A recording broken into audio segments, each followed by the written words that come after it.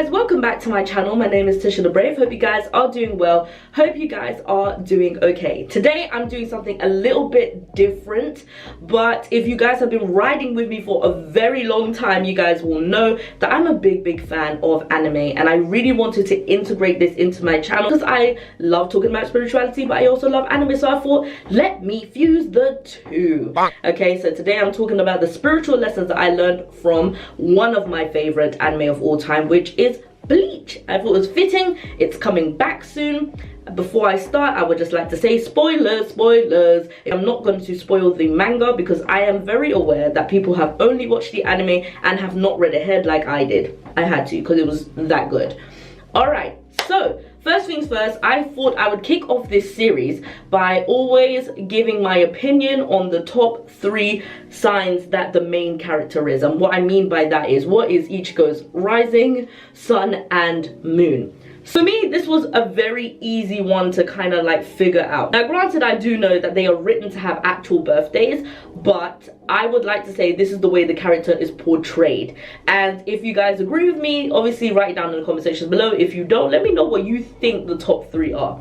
So obviously I think that Ichigo is a Leo rising because he has this bright orange hair, and everybody who is a Leo rising like myself or an actual Leo sun kind of portrays themselves in a way where their matters are all about their hair for some reason. So there's the hair thing, and then there's also the fashion thing. So in case you guys don't know, outside of his school uniform, Ichigo kind of has this really cool fashion sense. Look it up, people, look it up. So Leo rising for sure. I feel that he's a Scorpio sun, and I'll tell you why. The theme of death follows him everywhere. Scorpios have 8th house energy, so death is like the biggest thing. Ichigo's mom died when he was little. He goes through all of these transformations where he ends up working for the Soul Society, and that is a place where dead people go. Next, his moon sign, and this was a dead giveaway to me. He's a Capricorn moon. He feels responsible for everyone. Everybody is his responsibility, and he's okay with that. And even in the Fullbring arc where he kind of like lost his Soul Reaper powers, he was like, I felt that he was useless. He saw Orihime and Uryu go and defeat like demons outside of the class and stuff when he didn't have his powers, and he knew exactly what was going on, and it was almost breaking him inside that he couldn't go and do anything about it. So that's what makes me feel that he is a Capricorn moon, because emotionally he always feels that he wants to be responsible for people. So now that I've done all that talking, let me get into what I believe to be the spiritual lessons that I learned from Bleach. Number 1, your destiny is not under your control. When he ends up meeting Rukia, he has no idea that his fate is about to change. Rukia ends up getting damaged, and Ichigo now has to become a Soul Reaper to save his sister. And with no hesitation, he just like, give me the powers, even if that means stabbing me in the body. So what this teaches me is that everybody is born for a very specific purpose. For Ichigo, his thing is to actually protect other people. That is literally his destiny. That is who he is supposed to be. The second thing I learned from Bleach is the power of teamwork. Ichigo, as strong as he was, would not be able to make it had he had not had reliable friends and also the power of teamwork. Remember that part where they even had to get to that part of the Soul Society? They even had to use that firework lady, I forgot her name, and all of them had to touch the orb in order to control it. Even his friends had to tell him to calm down and to minimize his power so that they were stabilizing throughout it. Let's even talk about the individuality of these people and the purposes behind them. Orihime being the healer, we had Uryu who was a Quincy, we had Chad who developed hollow powers, and let us never forget, particularly about Uryu, about the fact that he nearly killed off Mayuri, a whole captain.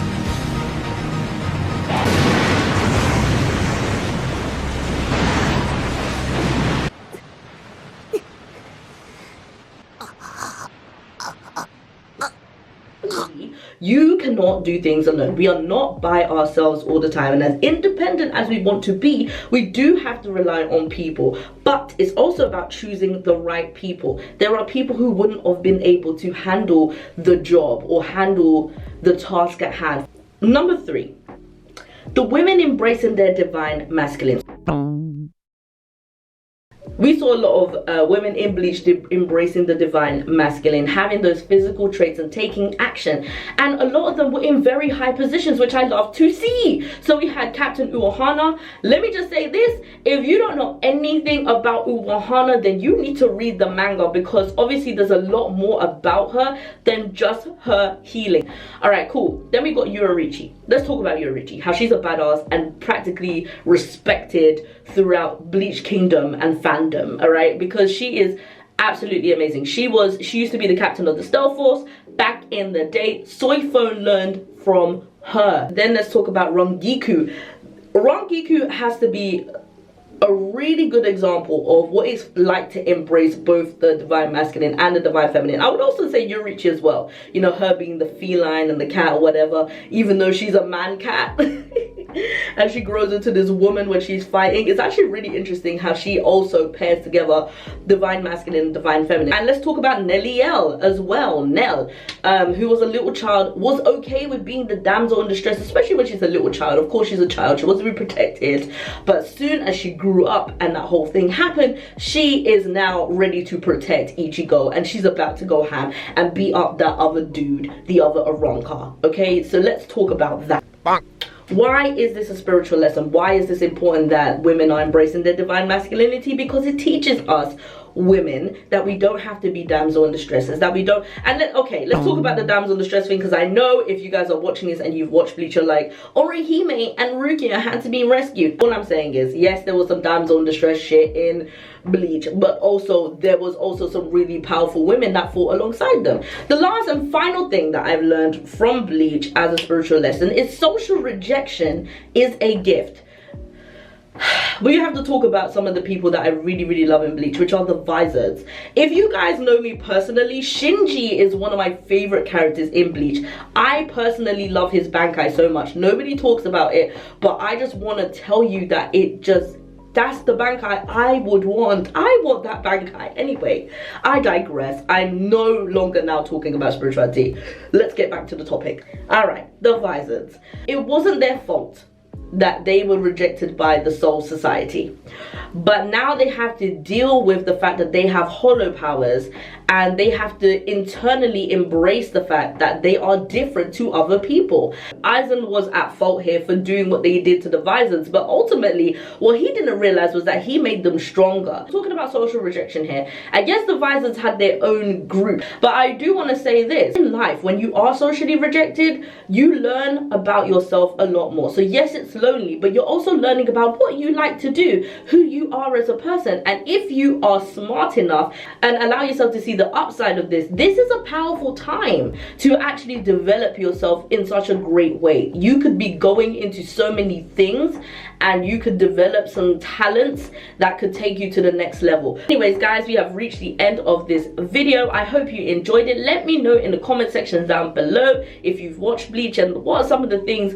you learned from Bleach. My name is TishaTheBrave. I will be coming back for some more of these anime videos and of course other spiritual content. I'll see you guys in the next one.